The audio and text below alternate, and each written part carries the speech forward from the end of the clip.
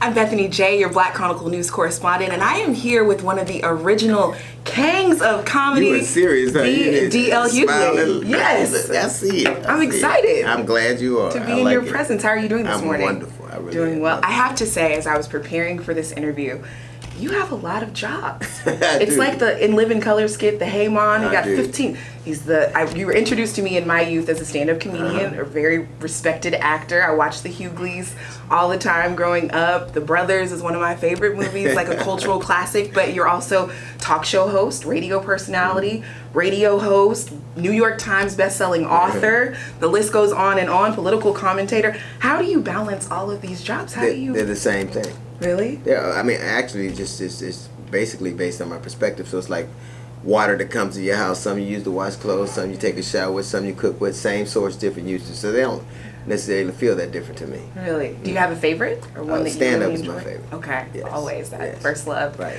Now, one of my things that I really enjoyed probably within the last 10, 11 years is your political commentary. You provide a really unique perspective on what's going on with our culture, our community, our country. Sure. I saw your tweets last night about Mitch McConnell, of course.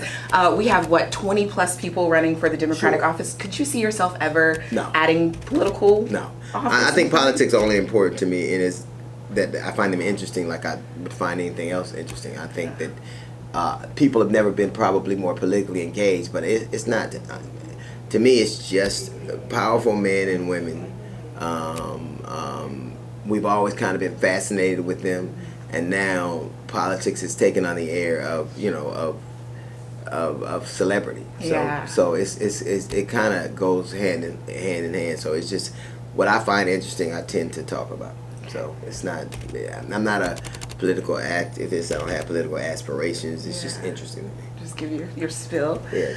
Now, when I received the email that I was going to have the opportunity to interview you, the first thing I did was text my family. We kind of have a group message, and I realized that you transcend generations. My grandmother is a fan. She was like, I watched the D.L. Hughley show on TV1. We watched it this week. My dad was a fan. He said, ask him, how does he get his hair like that? And where does he get those fly hats? I'm just glad. Look, he loves it. So my brother is a fan, and he's in a younger generation. I'm a fan. What is your secret? How do you have a message that resonates with everyone? I like to believe it's because I live in the moment. Yeah.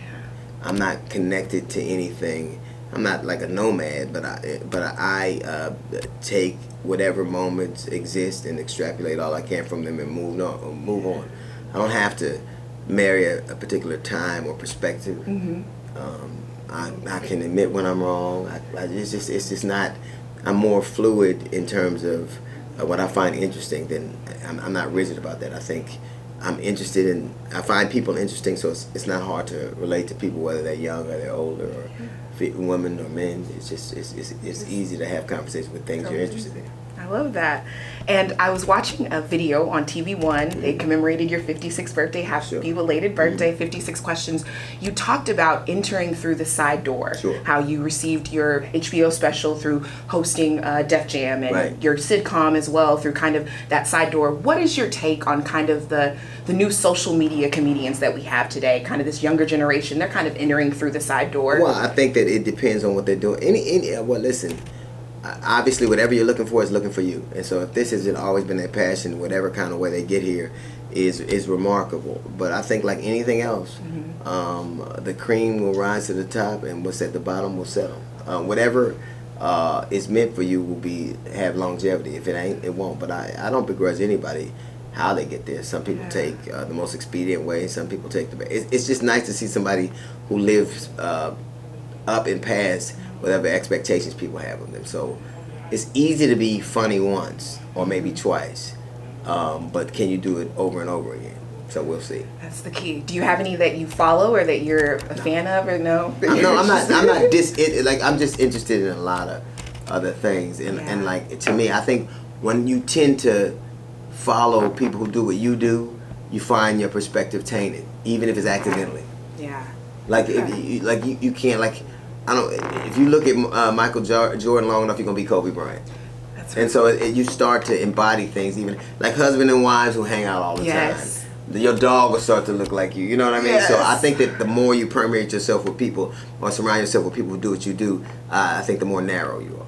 Okay. And my last question, next year will be the 20th anniversary of the original Kings of Comedy. Right. Are you guys planning anything to commemorate it, to celebrate anything in the Well, we works? always call each other. Okay. But that was a great time in my life. But it's like I said, it's not one that I'm married to. I'm glad that all the cast, except for Bernie got arrested, so everybody has migrated and is doing different things. Doing extremely well. So I'm proud of that. So obviously that was very resonant. But it's one of those fun, it's like when you get married, the only time you look at your photo album is when you're having a hard time. Yes. So I just think it's a very fond memory, and there's always, every once in a while you hear this dust up about us getting back together. If that happened, that'd be great. Yeah. If not, it's just nice to reminisce and reflect every once in a while, like a high school reunion. You don't want to go back to high school. You just want to see them every once in a while. Just see them and have some fun. Well, Yeah. I appreciate you Thank taking you. the You have a time to nice speak smile. with me. Thank you so very much, much. Mr. Yu. Thank you. Thank you for making us laugh, but more Thank importantly, you. thank you for making us think. I appreciate it. Because Thank you. I'm a big fan, and I think it's just awesome for this Thank you. opportunity. Well, that is all for us here. I'm Bethany J., your Black Chronicle news correspondent. Remember to comment, rate, like, and subscribe to the Perry Publishing Broadcasting YouTube channel, and keep locked right here for all of your entertainment and news needs. See you next time.